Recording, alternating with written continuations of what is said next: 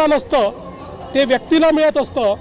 आणि त्या व्यक्तीने ते क्लेम करायचं असतं आणि म्हणूनच अशा प्रकारे सरसकट करता येणार नाही, ते कायद्याच्या पातळीवर टिकणार नाही। आणि त्यांनी देखील काल ती भूमिका समजून घेतली, स्वीकारली आणि त्यांनी सांगितलं जर कायद्यात सरसकट बसत नसेल तर सरसकट करू नका। आणि मला असं वाटतं की त्यातनं हा जो काही एक स्टेलमेट होता तो स्टेलमेट मागे झाला आणि पुन्हा त्या संदर्भातल्या चर्चा मंत्रिमंडळ उपसमितीने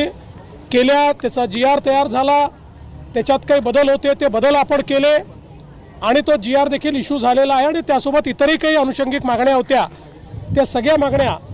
मंत्रिमंडळ उपसमितीने त्या ठिकाणी मान्य केल्या आहेत। मराठा समाजाला लाभ होईल आणि बोलतो बोलतो बोलतो बोलतो काही करू नका।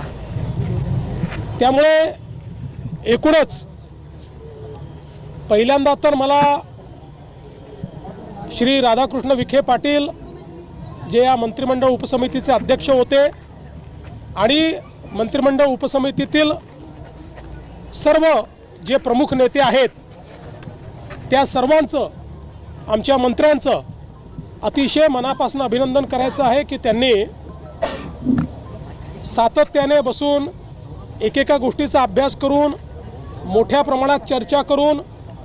त्या ठिकाणी हा मार्ग काढलेला आहे।